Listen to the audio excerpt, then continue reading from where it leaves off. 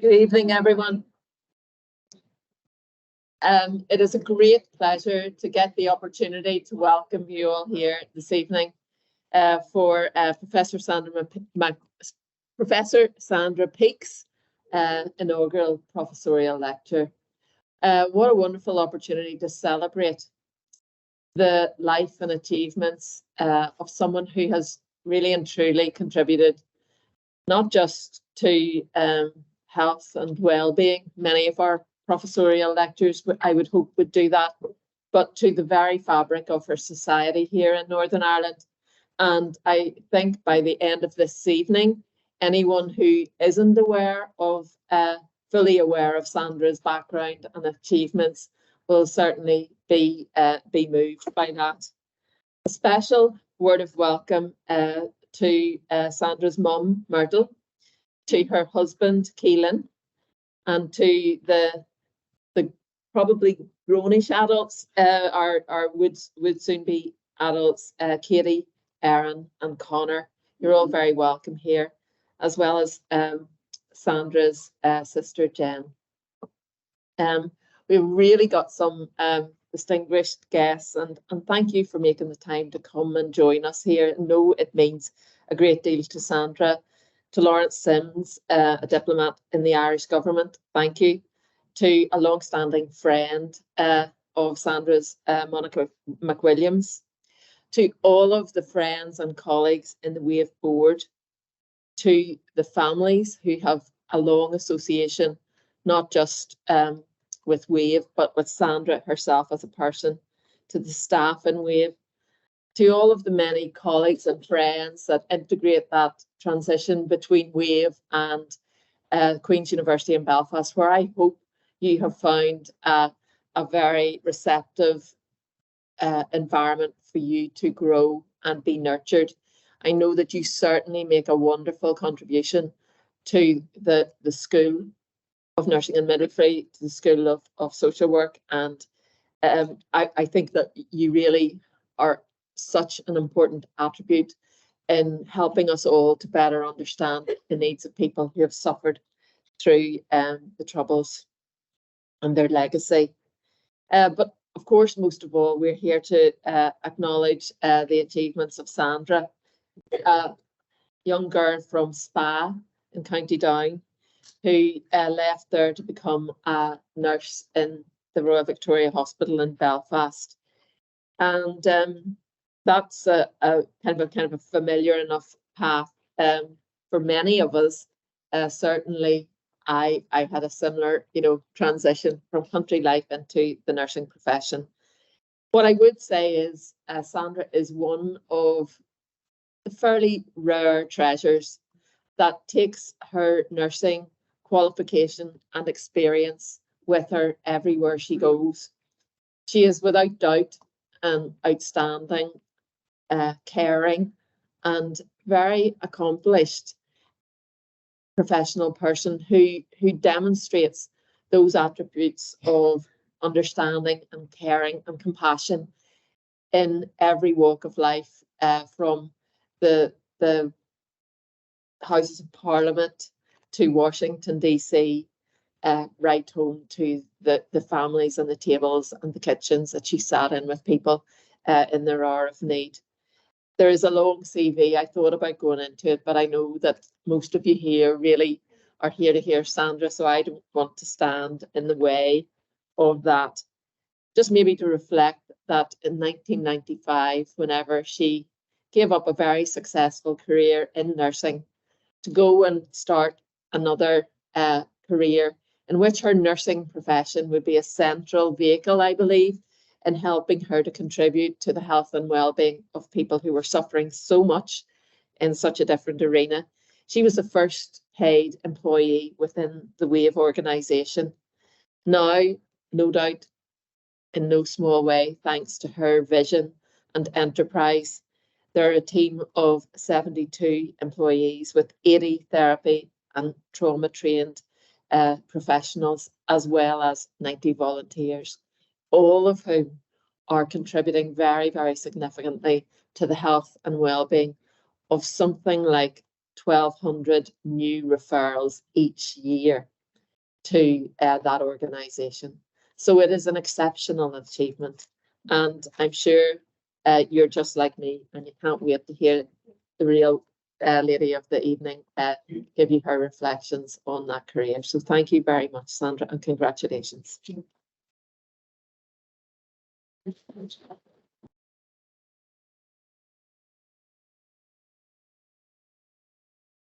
I say a big thank you this afternoon, Donna, really for welcoming us all here. And it's wonderful as head of school. I was absolutely delighted to be nominated for this award and for this honour. And I also wanted to say thank you to Dr. Helen Sinclair, who worked with us in the degree programme and was very supportive, and also to Ian McGowan, who worked to make this possible in terms of the finer details. But I know, Donna, that I really appreciate all that you have done in relation to supporting us. And a big thank you to Gillian Higgins, who is the most patient woman I know, because Gillian sort of knows that we will come through. But I think she has demonstrated immense patience this evening. So Gillian, thank you so much. So before I speak, you can all sit back and relax, because the choir, the Wave Choir, I wanted them to sing a piece for you, Something Inside So Strong, which is something which is really very, very powerful in relation to Wave. And they're going to sing that first, then I'm going to speak, and then they're going to finish off with a very special piece. So if you could join me in welcoming the Wave Choir.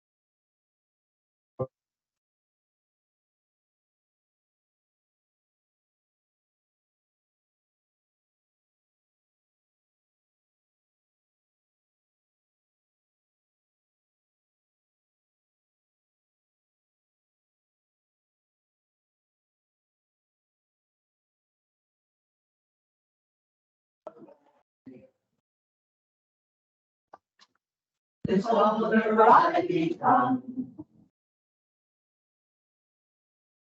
But you take my rights away.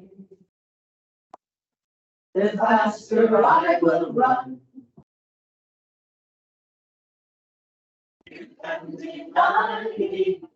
You can decide to turn your face away. No matter, because there's something inside so wrong. I know that I can make it, though you're doing me wrong, so wrong. Thought that my pride was wrong.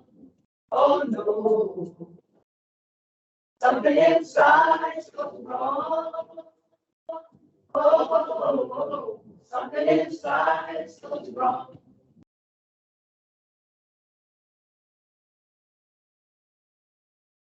Oh, you refuse to hear my voice. Louder I will sing. Behind the walls of Jericho, the cries will come tumbling. Behind my place in time, you squander wealth and mine. My light would shine so brightly it will blind you. But there's something inside so strong. I know that I can make it, though you're doing me wrong, so wrong. Because my pride was gone. Oh no, something inside so strong. Oh, something inside so wrong. Brothers and sisters, when they insist we're just not good enough.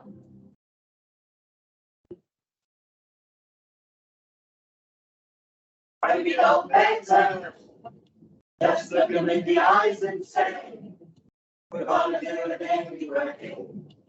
We're gonna do it anyway. Something inside so strong. I know that I can make it. But it couldn't be wrong, so wrong. Thought that my pride was wrong. Oh no. Something inside so strong. Oh, something inside so strong.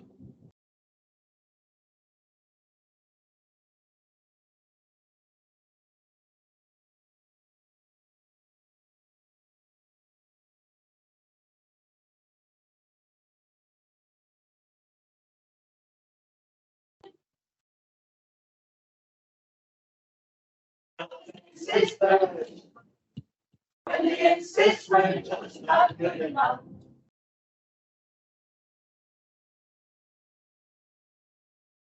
When we know better, just look them in the eyes and say, we're gonna do it anyway. We're gonna do it anyway. We're gonna do it anyway. We're gonna do it anyway. From the inside so strong. I know that I can make it. No, you're doing me wrong, so wrong. Thought that my pride was wrong. Oh no. Something inside so strong. Something inside so strong. I know that I can make it. You're doing me wrong, so wrong. Thought that my pride was wrong.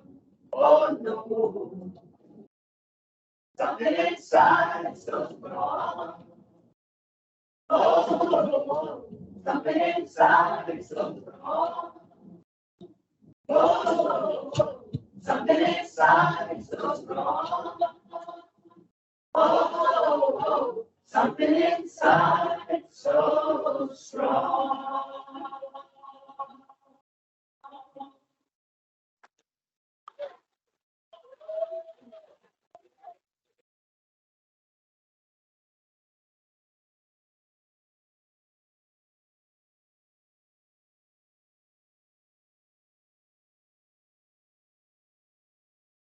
My goodness, how can I follow that? That's a hard act to follow. I want to thank Yana, who has just returned after having surgery, just come back to join us. And Yana travels every week down from Derry, actually, to look after the choir and to keep them in order. And they're absolutely amazing. And I have an amazing sense of pride when I listen to you sing. And I know that inside, in terms of inside you, something inside so strong, you're all absolutely amazing. So thank you for sharing your beautiful voices with us tonight. And thank you, Yana, for all that you do in relation to the choir. And I suppose the choir epitomises all that is good. And we have the most amazing people with the most amazing talent, the most remarkable people with remarkable lives, who are often the people who make the most, who do the most, who contribute the most, but who often are not recognised the most. And I think I have a great sense of pride in relation to when I see the choir or the educators and all the various people who contribute to WAVE, and the people who've travelled in tonight from England, looking at Dimnon, looking at Mo, and looking at Linda over, who've travelled in to be with us, and people who've travelled some considerable distance to join us tonight. So a heartfelt thanks from me for all that you do in terms of coming to support us. I'm also delighted that my good friend, the amazing Professor Monica McWilliams, is here. And Monica has been an immense support to WAVE right back to the 90s. She used to actually meet a woman called Myrtle Hamilton, who I'll talk about. Myrtle's husband had been murdered in 1974. And Myrtle worked in the canteen in UU, in Ulster University. And every time Monica came to get food or to get a coffee, Myrtle was at her elbow saying, remember to support those that are bereaved. And early on, Monica supported us when she was with the National Lottery back to get actually our first workers into WAVE. And she continued her support really in the most powerful way when you consider that it was the Women's Coalition who put victims and survivors into the Good Friday Agreement. So where would we be without people like Monica McWilliams? So please join me in thanking Monica for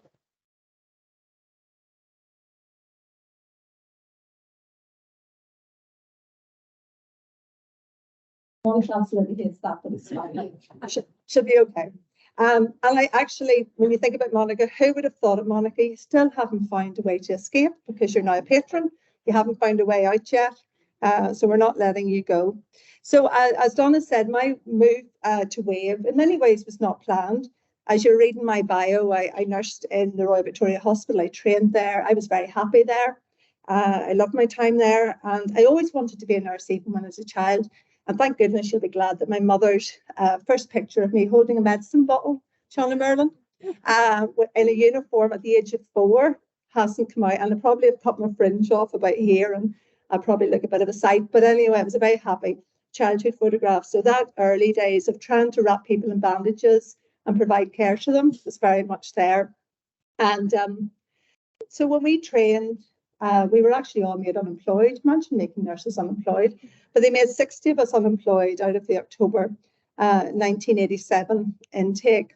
And only 6 of us came back into the Royal. And I was very fortunate to come back. I went back into work in surgery and theatres. I was in ophthalmology, and it was a great unit because it was Monday to Friday and there was no evenings and no night duty. And a lot of the nurses absolutely loved it. And but my mum, who was a nurse, encouraged me and said, look, if you want to progress in nursing, you need to go back.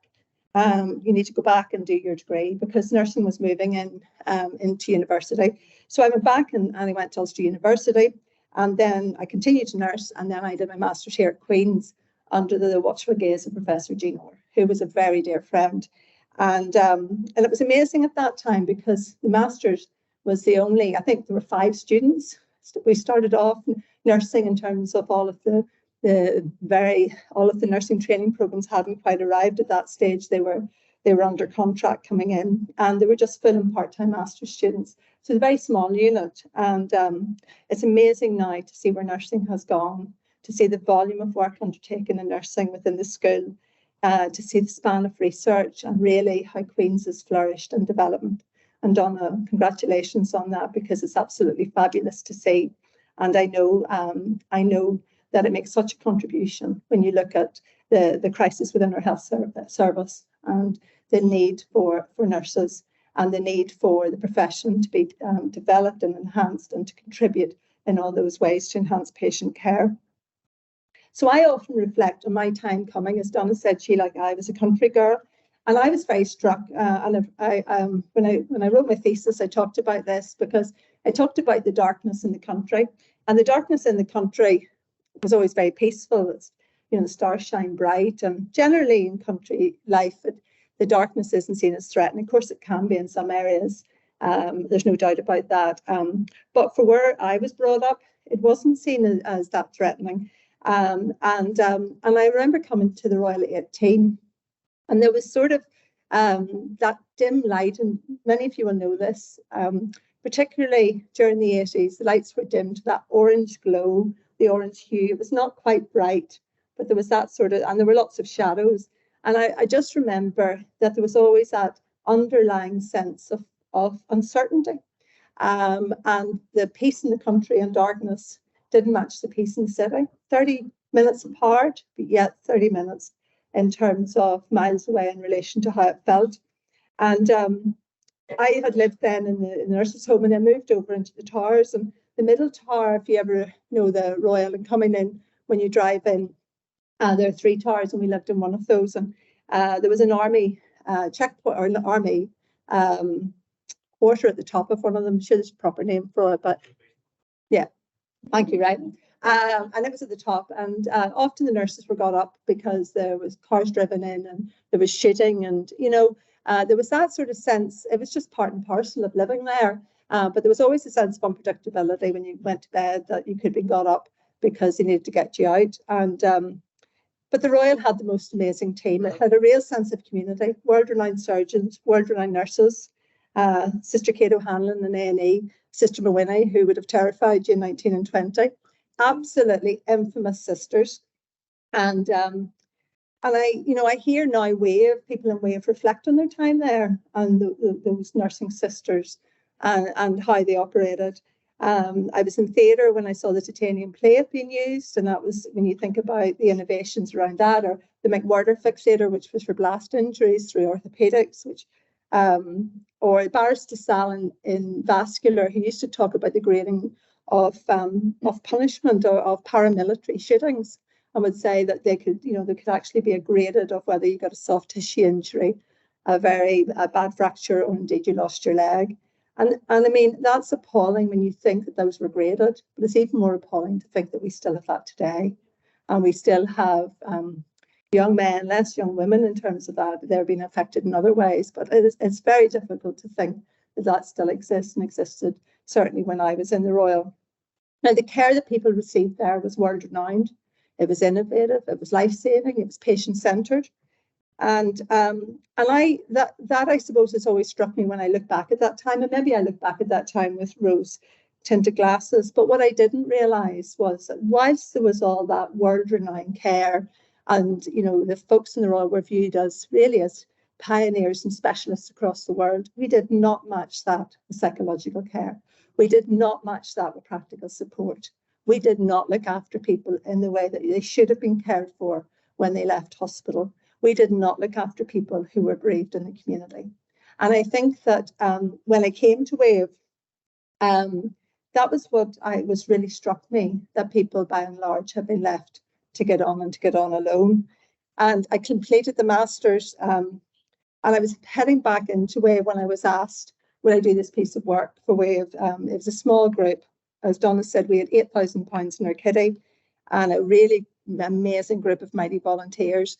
And I was asked, would I do a piece of work with them? And then I was asked, would you think of actually working for us? And I was heading back into the Royal to go into staff in theatres or surgery. And I thought long and hard about it. I spoke to Prof. Orr, and she said, look, if you can use your skills, this is right, that you should go and do that.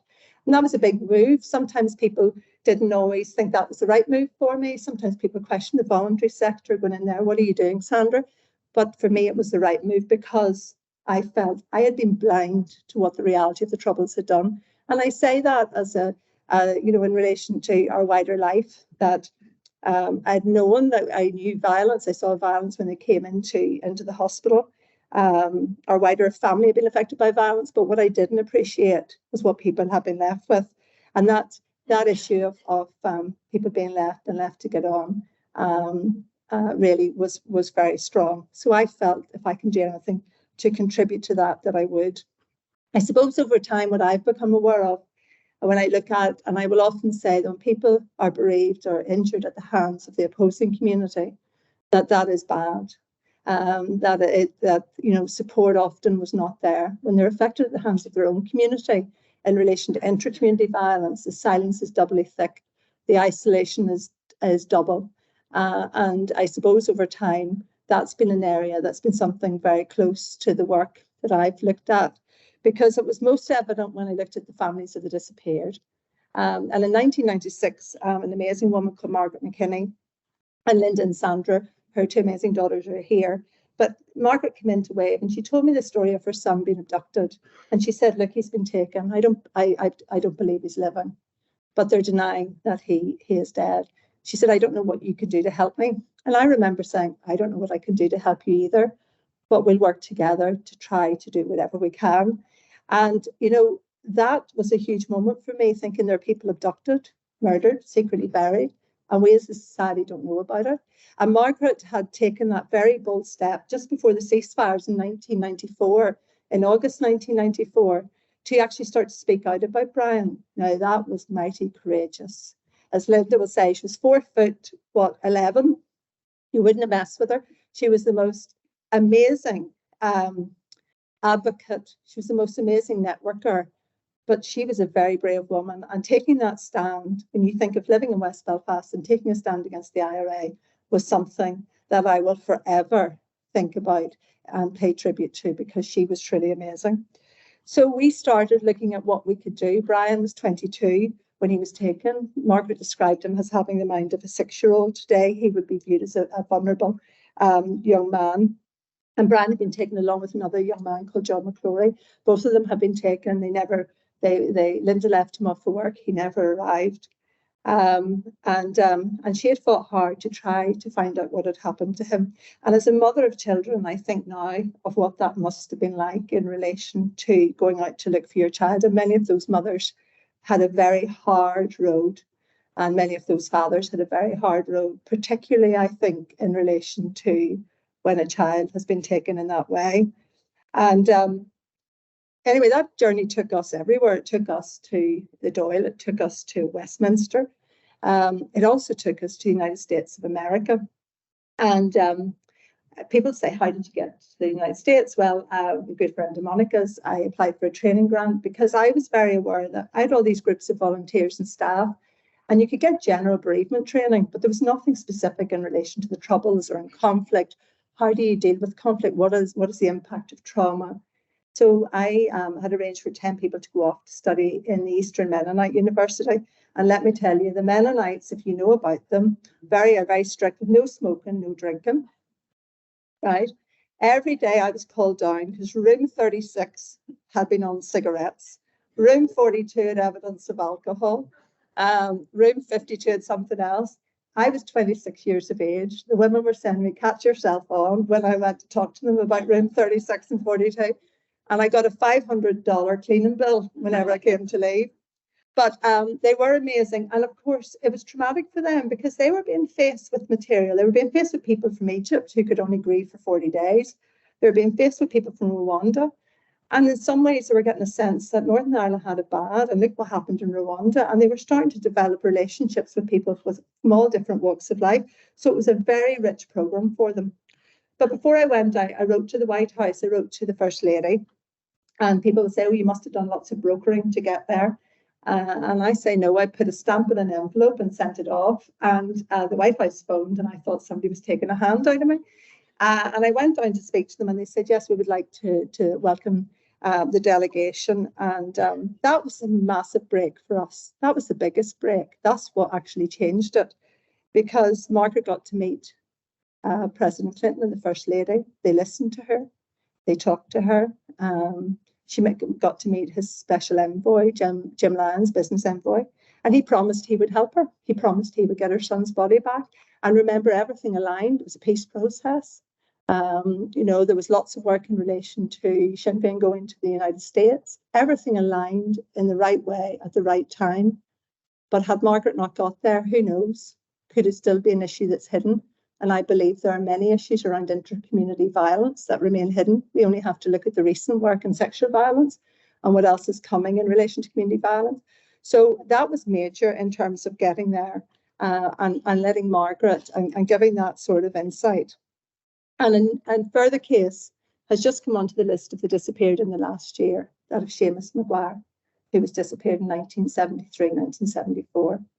So from that meeting in the White House came an independent commission 10 months later, which was a joint British-Irish government commission. And that effectively gave a mechanism for people to give information. And that commission are amazing. They're out working to find and locate the bodies of those who remain disappeared.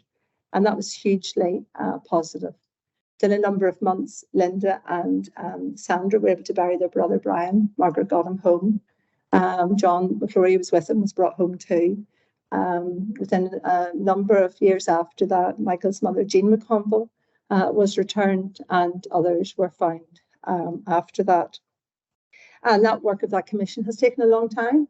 When you think it's 1999 when the legislation went through, not everybody was on the list. Carly Armstrong, Crossmaglen wasn't on it. Jerry Evans from Crossmaglen, 2 neighbours weren't on it, but their family believed, and we believed, that they should be on it. And the group continued to campaign on that until they were brought home too. So we know that the list was not a definitive list. The families have been the most amazing group, amazingly supportive to each other. Those who found their loved ones continue to support those who wait. And as you know, that last week there was a search for Columba McVeigh. There was a young 19-year-old from Donegal that came to an end, and Dimpna, who's here, spoke very eloquently and courageously about why Columba needs to be returned. And our work on this issue very much continues. And I'm delighted that other families are with us tonight. So when I met Margaret, I assumed I knew everything.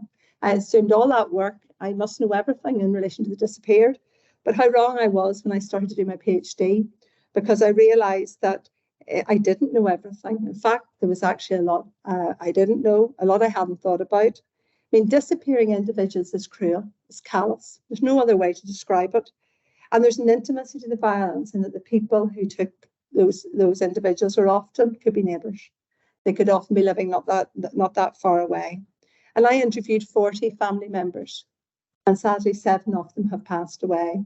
And the day that I passed my PhD, I actually had a tear in my eye thinking about those that we had lost, those that had contributed, but forever their stories will always be included because they've been captured in, I think, what will be one of the fullest records of the issue of the disappeared. There's over 10,000 words of testimony. My big issue was the families must have a voice in this. The families must be heard. This is the families. This is not mine. This is about the families. And the day after I did my Viva, my supervisor presented to me a scarf with all 10,000 testimonies on the scarf. And they're beautiful, and I look at them and I can see who said what and when they said it. But isn't that an absolutely amazing gift to give to anyone, that she would and I said, there's lots of words. She said, there's 10,000, Sandra, and I know because I put every one of them on this. I mean, it's amazing in relation to, I suppose, the courage people had, courage to talk to me, to trust me. I mean, I always said that right back to the start. And I do believe that nursing was a big issue in that when you were a nurse, you had that, I suppose, not passport, but certainly that people felt that you had something that would enable you to work with people without reason or to protect them. And I hope that that's what I've been to families, that I have been a protector and I've been a support, but that I would never do anything to put those families at risk. So when I came, I looked at, I had 8 central themes, and I think I'll maybe not share those with you, or would you like to see those in terms of, I'm just conscious of time. I'm happy to, yeah. So if I can take you through, I thought I would traumatize you all by sharing this. So this is Wesley Sterling. Sorry, I should have shown you this at the beginning. My timing's a wee bit off, but just go with it. Can you imagine the size of my waist? Flippin' heck. Look at that. And Wesley Sterling was an amazing lecturer who these guys all know in nursing here. And he was fabulous, and that's in 1990. And apparently, Katie, you're supposed to be very like me, according to your Auntie Mary. So sorry. This was actually in 1997, and sorry I missed this, in terms of when I started to work with the families. We're very conscious that people felt they couldn't give information, and how could they? And we set up a free phone number, and this was pre the White House. And the women were very reluctant to be photographed because they didn't want, they had other kids at home, they had other family at home, and they said, we don't want to be photographed, but we're happy for our loved ones to be photographed. And that was taken in the City Hall, Monica, when you launched that free phone number. And it used to scare the life out of me because it would click into my room, and I would always say, can somebody come and listen to it with me? Because you never knew what would be on it. And we did get information, but sadly it wasn't accurate information. But I always view that photograph as very important, because to me it highlights the fear that people were still living under, where, you know, they wanted their relatives to be photographed, but not them. That's the White House photograph with Margaret at the front in light blue, which was an amazing time. So what did I find? I looked at disappearance as a catastrophic event, and I'm going to let you read those in terms of what that meant. That the focus was immense. Nothing could prepare you for your loved one being disappeared. More than that, they took their reputations. They tried to impugn them. They tried to suggest there was some reason why they'd gone. Families were caught in an absolutely dire situation of searching and waiting in a closed community where they knew that there would be very little help available. The other issue which was interesting was the role of the paramilitaries, because they were protectors for the communities. That's how they, I suppose, described themselves, believed themselves, stated themselves to be, and they had a very clear role in that. But they were also persecutors. And that was an issue around how they maintained the community. They maintained the silence, they curbed any discussion. When the family raised their head, they would deny any involvement, often threaten the family. And many of the families were issued with threats. And that, I mean, that is horrific when you think, when you're out trying to make and to ask questions and you're threatened. And I know a number of folks are nodding. But they also tried to control the narrative around the disappeared to ensure that they were viewed as living out there, and that there was no reason for them to have gone. So people talked about being repressed and knowing that, feeling under the cosh and being frightened in relation to where they could talk. And that sort of sense of protectors, enforcers of community rules, but then persecutors in relation to inter-community violence was very strong. Family trauma was huge. And this quote really struck me at the start in terms of the disappearance destroyed her in terms of their mum, and she destroyed us. I mean, the legacy of that is huge. And as a family, we were split up. We weren't a family after that. And then there was the awful position in relation when families found themselves where sometimes that the family were supportive throughout the search, but when the recovery came, that's when all the trauma came mighty to the fore. And I think that's something which I hadn't fully anticipated until I started to look at that in terms of what would happen in relation to what recovery would mean. The other thing that was very important was that if a person disappears, it's as if they've never existed. Imagine that, people would say, did they exist? Did they not exist? Identity was taken. And there was that sort of sense of ongoing and profound silence. And the experience of grief lasted for many years and remained frozen throughout the time. So often people only started to talk about grieving once the recovery happened. And that in itself was very strong. And as you can appreciate, that issue in relation to fear by its very nature is pervasive. It's all consuming. How do you live with that level of fear and not able to address what has happened? Transformative action on the disappeared was Margaret's start to that campaign and to giving people a voice and to getting out there. And I called it really acts of defiance. When people started to fight back, enough is enough. We need to talk about what's happened. The intimacy of violence was huge in relation to where people were living. So how can you talk out whenever it's your neighbours you could be talking out about? And then in terms of trying to look in relation to trying to take back control.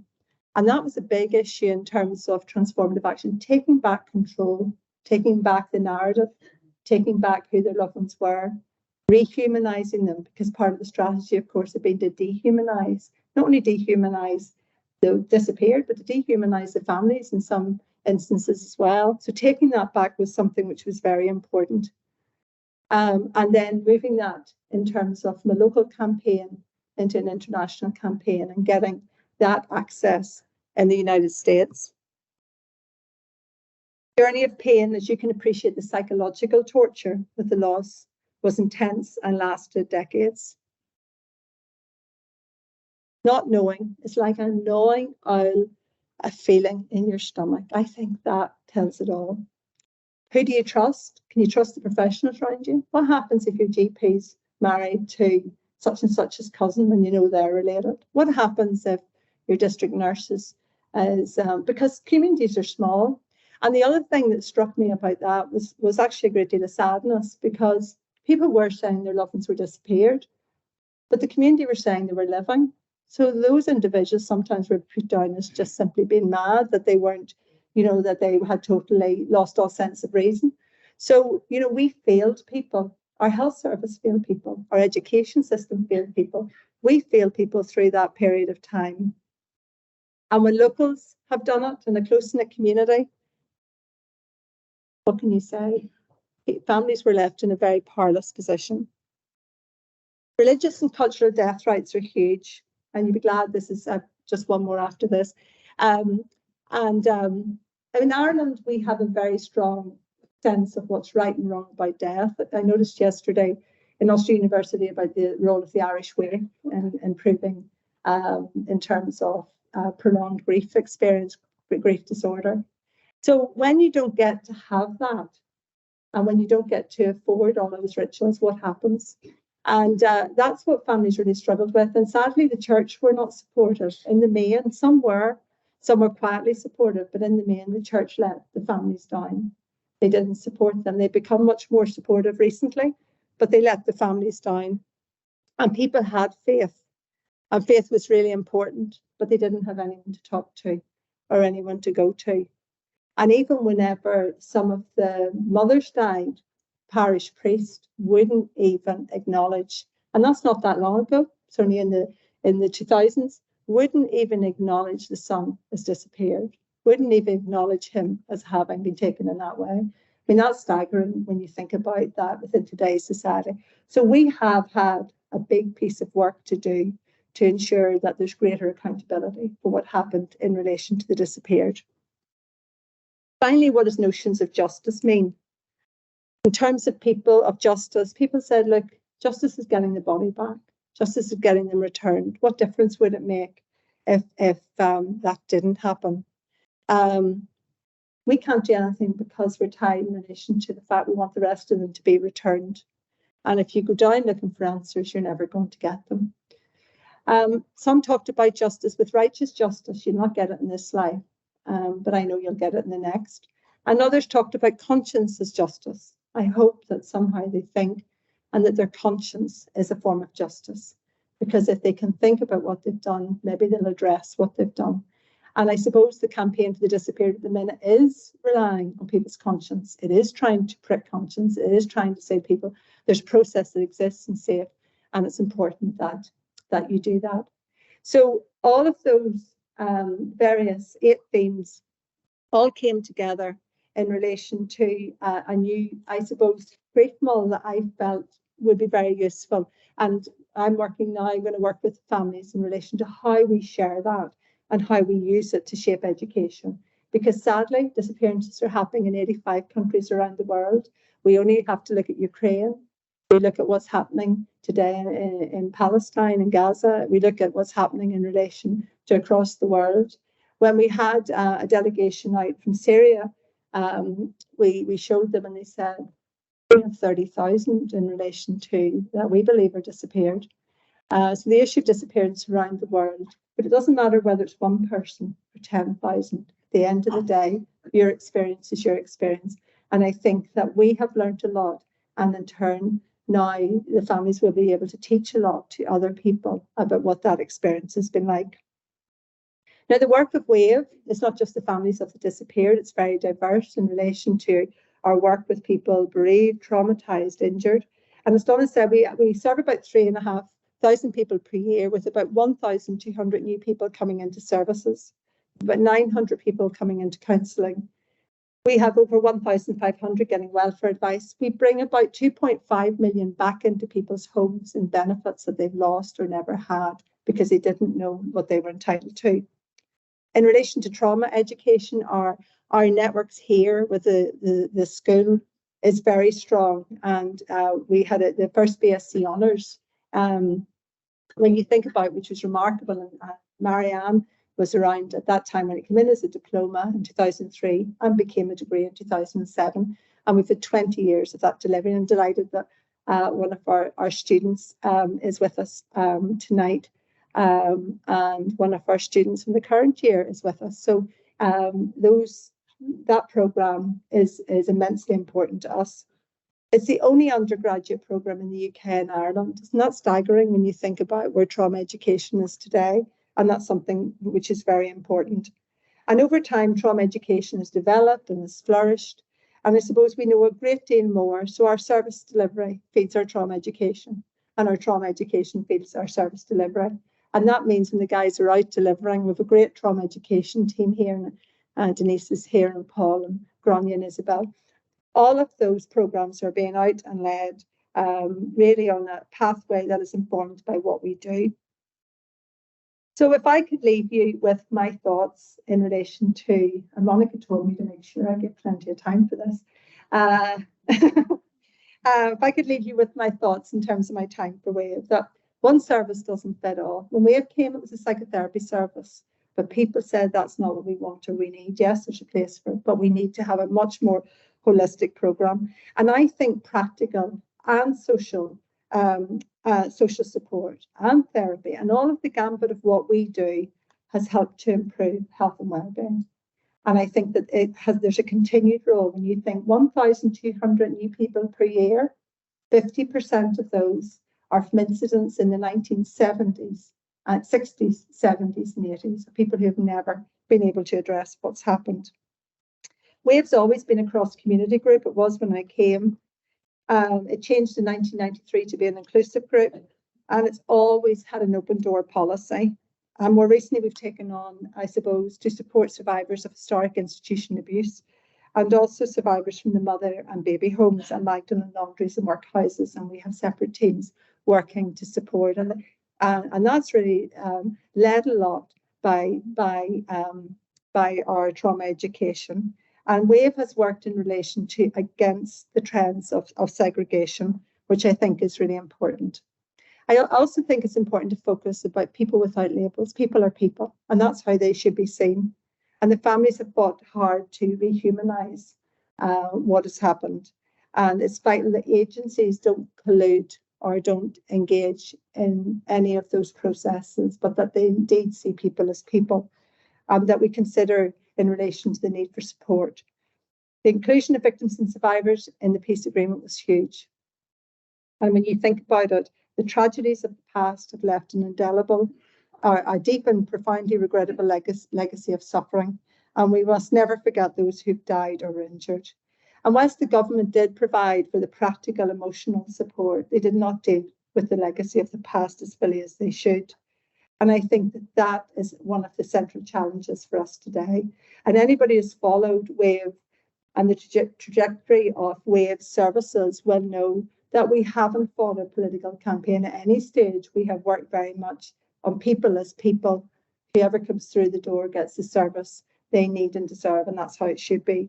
But we have taken a very firm stand in legacy because I do believe it's detrimental. I believe it's immoral. I believe it is storing up bigger problems for us tomorrow in relation to the fact that the past must be addressed, but must be addressed right. And people need to know that their loved ones' lives mattered. They mattered in life, they matter in death. And that's something which is really important. And we will continue in that work. When George Mitchell, in the Good Friday Agreement, he said it was only the start of the process, it wasn't the end. And I think that government have taken their eye off the ball. I think they have been complacent around what we need to do here. I think they've been complacent around the past. I think they've been complacent in relation to victims and survivors. And we need to ensure that we don't drift back really into I suppose, the problems of the past. We only have to look at the attempted murder of the police officer, John Caldwell, earlier this year, or indeed Lyra McKee, who was very close to WAVE, the amazing journalist who died in April 2019. And it reminds us why we need to fight hard and fight hard for building peace. And victims and survivors have a central role in that. Sometimes people nearly portray that we need to move on as if victims and survivors are somehow holding us back. They're not holding us back. They're the people that are taking us forward. They're the people, and you're the people that are actually driving us forward. Because what has stayed and what has happened will stay with you into the future. But no one more than victims and survivors in terms of reconstructing your lives and moving forward. No one can be asked to do more, and what they're asking you to do is move aside. And at the end of the day, we need to ensure that the lessons of the past are learned. Every year we get medical students in to look at anonymised data. And one of the issues that I think, and Grania's been leading this work over the last 6 years, is that we can see patterns in relation to physical health and trauma. We can see the issue of cardiovascular disease, for instance, probably 10 to 15 years earlier in the victim and survivor community. And I know this is something that Donna's very keen to follow up with us in relation to the school but we can also see other pathways. And I think there are many questions around the tie between legacy, injustice, and health. And I think that over time we're getting a greater awareness of it, but I think we need to acknowledge the cost of it. And we need to have a greater rethink about what we and how we operate. I was very struck with this quote from a woman called Peake, and Peake said, "To heal the living, we must heal the dead." So how do we do that when we have a legacy process being pushed through government against everybody? It's one thing actually that has united us, churches, victims groups, individuals. We have seen good examples. Operation Canova has been a great example. Operation Denton, led by John Boucher, who is the now Chief Constable, who is the new Chief Constable. And family feedback indicates that's been a good process.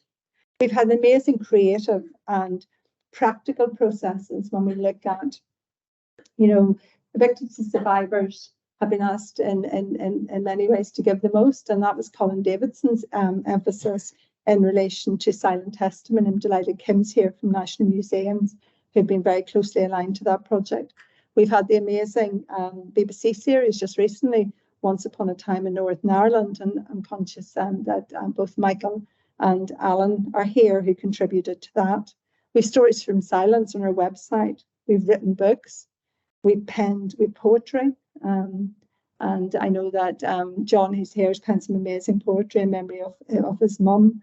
People have taken and written and contributed and shaped and used the arts in a very positive way in relation to healing the past and healing the dead. And I think that's something which is really key in relation to honour. But also our citizenship educators, and you saw them up here and gathered, and they're amazing in relation to going into all frontline health and social care programmes. And they're people who are bereaved and injured, who use their skills and experience. And they won a national award, which I don't think Ronnie will ever get over, in London.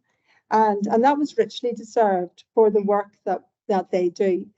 Imagine a society where psychological trauma is recognised and treated appropriately. Imagine a society where intergenerational trauma is addressed, that we prevent intergenerational trauma being passed to the next generation.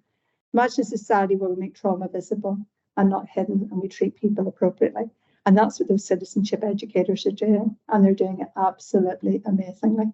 So my thanks to you for all that you do as educators to ensure that we're equipping the next generation. They're an absolutely rich and incredible resource for Wales. And if anyone is interested in joining that band of folks, they will be absolutely delighted to join them. There's no doubt that time and mortality will not address the past here. Martin Luther King said that silence is betrayal. And if we remain silent, we're betraying those who really have lost their lives, but betraying also those who bore the brunt of the troubles. And I think that's why our work must continue. And we must continue to do all that we can to articulate and to fight for the needs and rights of those who have been bereaved, injured, and traumatized here.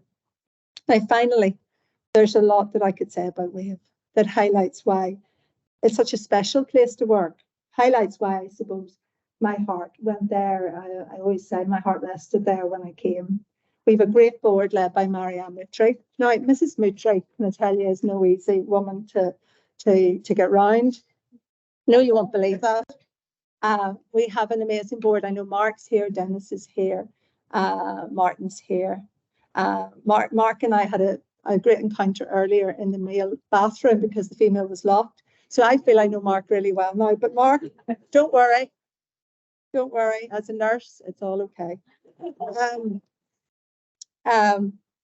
So we have an amazing team. We have an amazing team, actually, of people you don't even see, people in HR, hiding down the back, people in finance, people who are working in trauma ed administration. We've all the team who are out in terms of the face of Wave, but there's so many people that you don't, I suppose, see who work in the back, who are shaping and organising and keeping us right. And my thanks to them.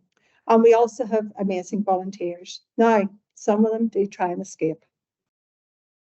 I'll not look at any particulars, two of them down there, Shauna and Michael, not name them, but just that they know that they can't escape. We have and Adrian down there as well, and Justin, who does who they're all fabulous, I have to tell you. If you ever need a meal, they're great. And but we have amazing volunteers. We have an amazing board, and and Mary down there, who's also an absolute fabulous board member. So many try to escape, and we hold them back. And Wave's a bit like the mafia: when you're in, you're in. You know, you don't get out. And I think that the one thing I would say to you about Wave that you won't know is that there's also a lot of humour in Wave. There's a lot, we could write many funny stories. We could tell you many things that have happened. I've been in places I will never forget. I've had scenarios I could write about, and some are laughing because they know about my exploits. 2 men in the bedroom in County Monaghan, but we'll not go any further. So it's all been, I suppose there's an amazing sense of camaraderie, of friendship, of love, of family. And I think when people come into Wave, that's what they sense. And I view this honorary professorship as about that. It's about honouring the family of Wave. It's about honouring the partnership with the school. It's about honouring all that we do and all that we can contribute. And I know that great things lie ahead. I know that we will be able to foster a greater role over our period of time. And I do say from the bottom of my heart, thank you, Donna, because as a voluntary sector, you fight all the harder to be recognised. You fight all the harder to be taken, I suppose, in relation to with all their credentials. And I think that thank you for that. And I think we will have a great partnership through this role. Before the choir come back to sing their final piece, I do want to acknowledge Yana, and I want to acknowledge the choir's inclusion, their friendship, their grace, and their humour. And they're going to finish with Climb Every Mountain, which they were going to suggest that I've done, and that's right. But I think they have climbed every mountain. They have made immense, when you look at all that they have done and all that they've contributed and all that they've shaped. And I know that you will want to join me in thanking them. And finally, it'd be remiss if I didn't say a word to my family. Mm-hmm. Absolutely. So my sister Jen described, well, actually, my sister Jen told me this was like my funeral. Come and enjoy it. You can talk whatever you want about. I thought that was really nice of her, I do say. Yeah. And when I was pregnant with Connor, she said, you know, Wave's your 4th child and the worst of the lot. So my mum just despaired. She said, can I make an appointment? When will you be home? When will you be around? And I think she has probably despaired more. But Kaylin, Katie and Anna knows how it rolls.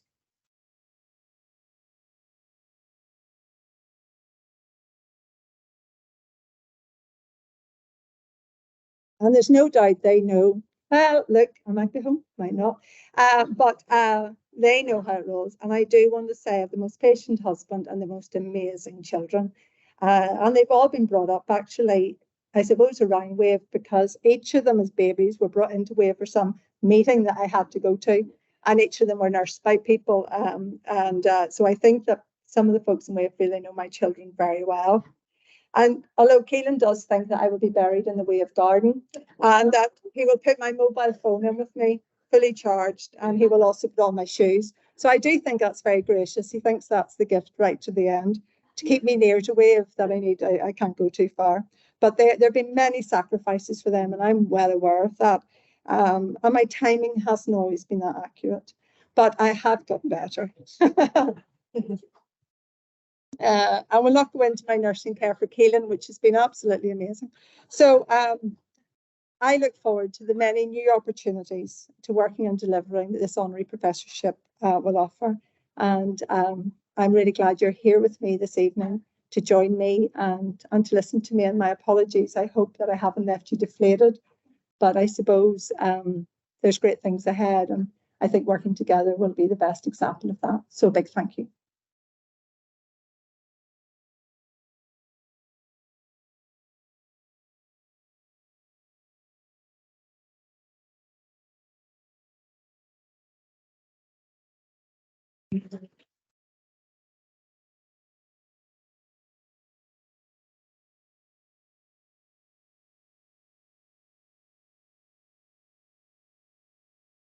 now we'll have the wave choir for Climb Every Mountain. And can I say to choir, you should be really honoured, because Catherine, my niece, has come not to hear me, but to hear you.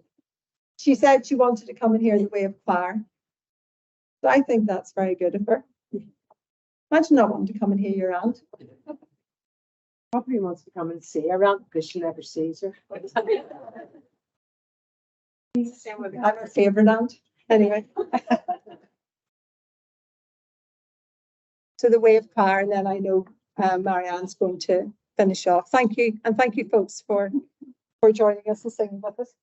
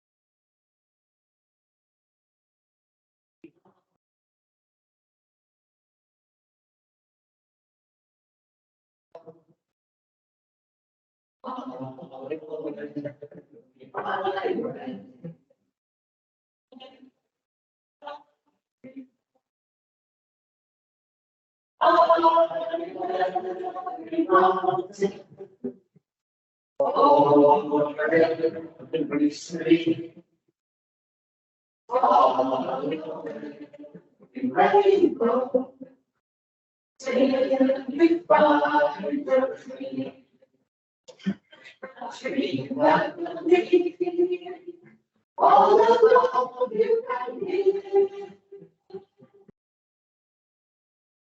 every day of your life, for your soul gets you live.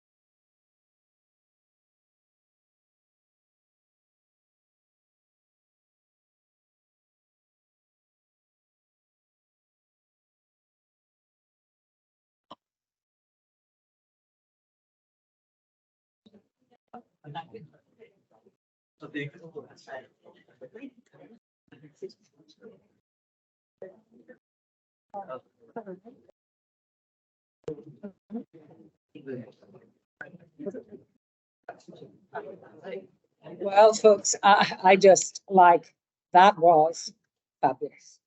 Just fabulous. I've heard you before. I've heard you a couple of times before, But honestly, that was fabulous. So thank you.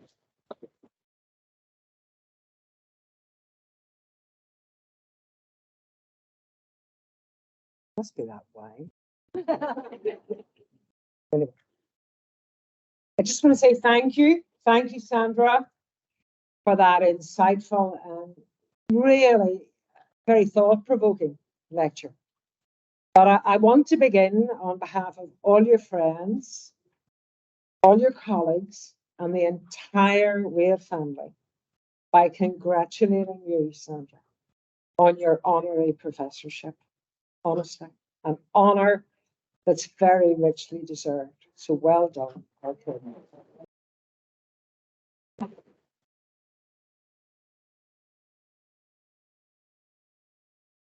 So, hello everybody. My name's Marianne Midger. Apparently, I'm the cross one who chairs the board at Wave. I've been associated with Wave, and this like such a wonderful charity, and I have been associated with this charity probably now for more years than I care to remember. Like I had black hair when I started here. But because now I'm the chair of the board, and the board members will know this, because we're so involved in the board, then we see the kind of day-to-day work, and we know the amount of amazing work that goes on by the absolutely incredible staff. And I have to say that the staff at Wave are just incredible. And so as members of the board, we see that on a day-to-day basis. And many of our Wave family are here tonight. And when I was asked by Queen's, just to speak about Sandra, like I just thought it might be good, Marianne, like be decent, say nice things. But honestly, I wondered like what I could say about this indescribably wonderful woman. And what could I say about this woman? So I thought it might be useful to look at the kind of qualities and the attributes that makes you so wonderful, Sandra. And if you had rang me on Saturday night, we could have coordinated our speeches, but I'm there. Time, not good at time. So I just wanted to tell you then about some of those qualities. Like quality number one, I thought, well, how am I going to get this across? And I thought, you know what? I'm going to tell you a story. And the story comes from a guy, Easley. He's an American writer and philosopher. And because I'm an old lady, he was around sort of in the 50s and 60s. Right?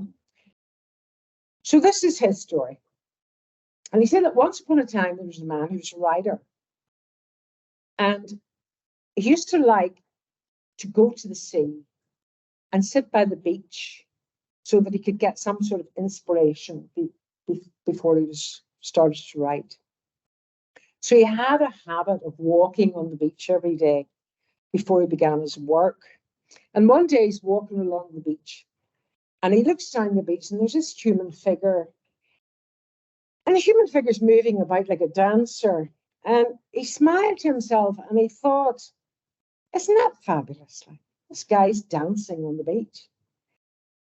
So as he got closer, he noticed that the figure actually was a young man. And he wasn't dancing at all. He wasn't dancing. He was actually reaching down into the shore and he was picking up small objects and he was throwing them into the sea, into the ocean.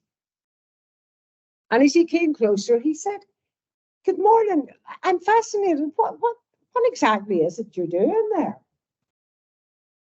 And the young man paused and he looked up at him and he said, I'm throwing starfish into the sea. You're throwing starfish into the ocean, into the sea. I said, what are you doing that for? And the young man said, look, the sun is up, the tide's going out, and if I don't throw them in, they'll die. So the guy said, yeah, but there's miles and miles on this beach. And there are starfish all along every mile of this beach. You can't possibly make a difference here. And this young man bent down and he picked up the starfish, flung it into the ocean. And he looked at the guy, and as the starfish met the water, he said, well, it made a difference for that one, didn't it? And that's exactly what Sandra Peake does. She makes a difference. Like the little boy and the starfish, she makes a difference. And whether that difference is manifested standing with folks who have experienced inconceivable pain and loss as they search for their loved ones, or whether it's sitting quietly with someone in a back kitchen somewhere on a birthday or an anniversary, recalling the life of a loved one who long ago has been taken away from them. And you know, no matter whether it's 50 years or 40 years or 30 years, and whilst others may well have forgotten, for those who are injured and bereaved, it feels like yesterday. And grief is a normal response to someone who we have lost. But traumatic loss becomes complicated.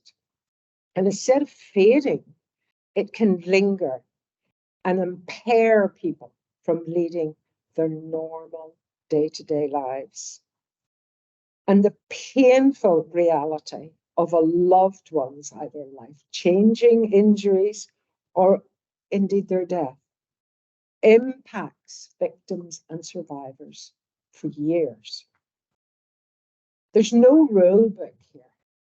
There's no time frame. Grief is as individual as a fingerprint. Life may move on, and only those closest to that person will remember. And in making that difference, Sandra, you're not perfect. You are not perfect. Your timing's woeful. You never return phone calls. You leave board papers to the last bloody minute, 1 minute to 12 o'clock. She does not know how to order for a barbecue. Michael, Sean, where are you? Can you confirm that, please? Tries to take that, and it doesn't work. So we're taking that off her, haven't we, Shona? Yeah, that doesn't work. Like, she's not perfect. But you know, she cares enough to be there. And sometimes being there is enough. It isn't. So let me look at some more of these qualities of yours. You're a very compassionate human being. Sometimes you're a compassionate human being. But you're nurturing, Sandra. You're nurturing. You provide a very safe and supportive environment that facilitates others to grow and thrive. And earlier, Sandra referred to the intimacy of the violence in Northern Ireland, where silence became a cultural norm. And anyone who is really consumed by pain and suffering understands the need to be heard and have your feelings acknowledged and validated. Maya Angelou told us there was no greater agony than an untold story inside us. And the challenge is that when we can't find a way of telling our story begins to tell us. We experience headaches and backaches and indigestion, tightness in the chest, aches and pains. And as Sandra indicated, we now have medical students coming and doing a placement in WAVE who are looking into that and built up really interesting health data. But telling the story, telling that story is a very powerful therapeutic tool, and it opens up a very unique window into the inner world of that individual, and it facilitates a connection. But only only the active listener can make that connection. And this, ladies and gentlemen, is another one of Sandra's gifts. She is a very active listener.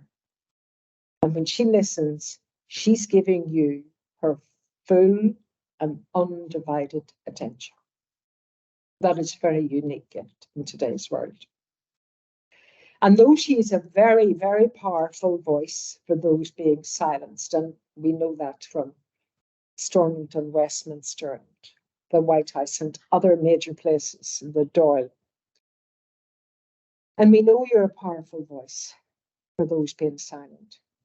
But you add to that, Sandra, because you empower people to use their own voice. You empower people to use their own voice. And many people here know that they have found their voice and they will speak.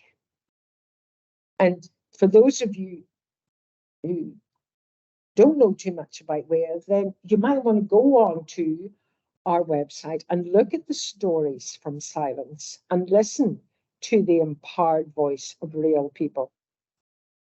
Or consider the very successful campaign run by our injured group, who for many years campaigned with the help of Dennis, one of our great board members, and Mark, to actually get a pension for those people who were severely injured. Or reflect on the campaign which we've referred to, known as the Families of the Disappeared, whereby the remains of 13 individuals of those cruelly disappeared have now been returned to their families. And we hope and we pray for the recovery of Columba, of Joe, of Robert, and of Seamus. And of course, we also wish for the recovery of Lisa. So let's look at this, these qualities that the Sandra one has.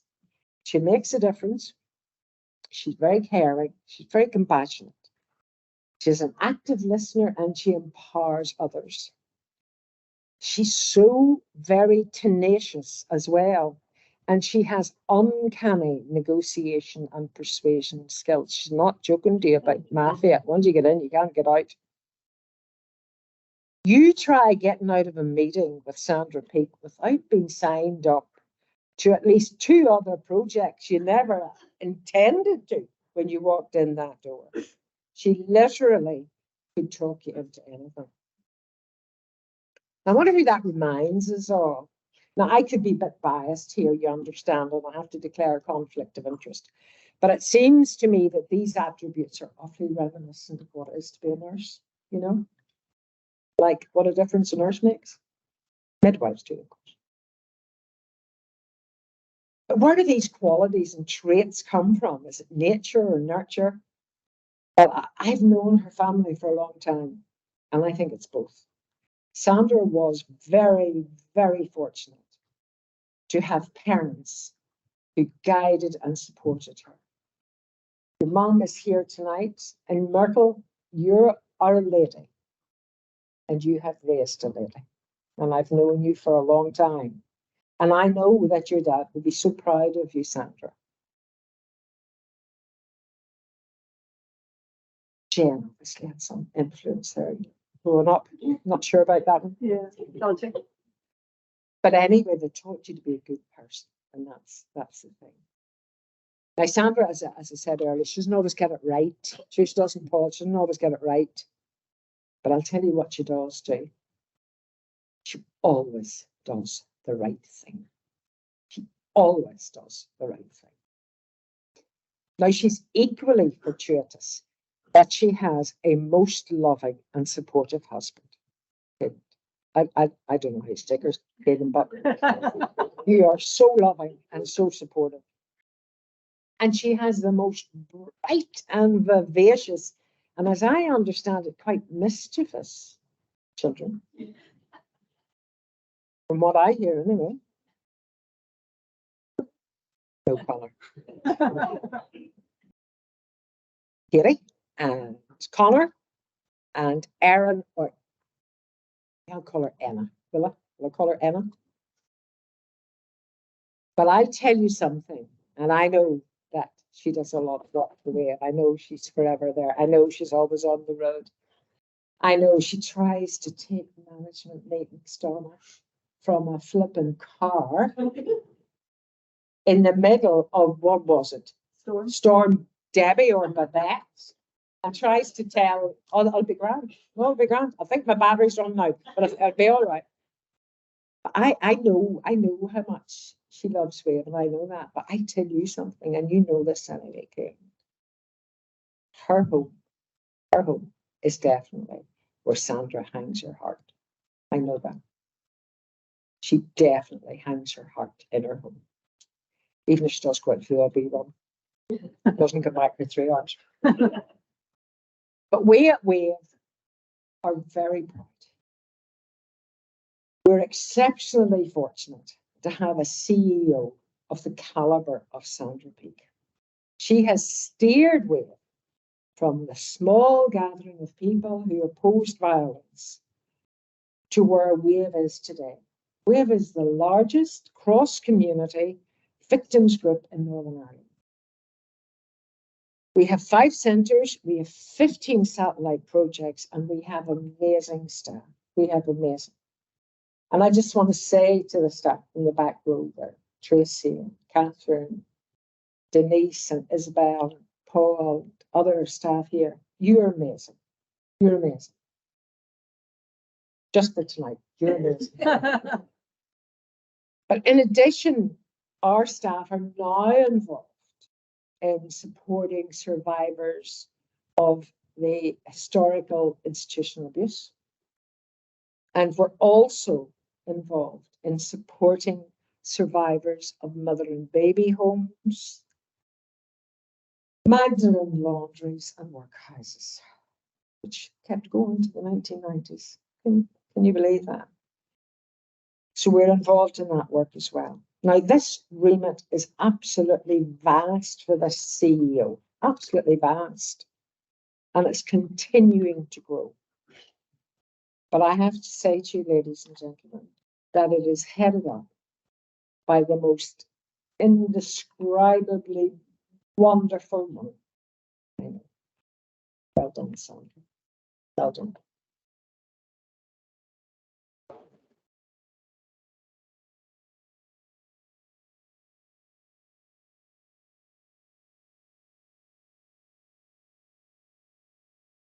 Who's going to join us here now, Sandra? Come on up. Now,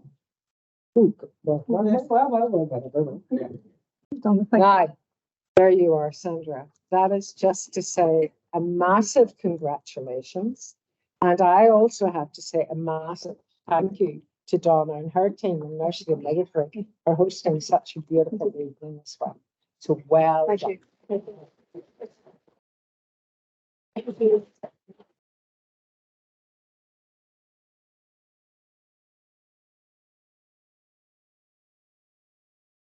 I don't think my family would recognise me from that description, Harry. So thank you so much, and I really appreciate you all being here with me tonight. So safe home, and till we meet again, stay safe. Take care.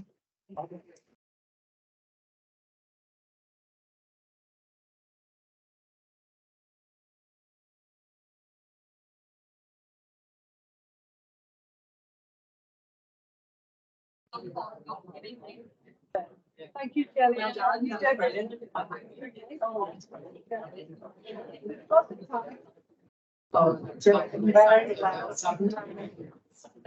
Well done.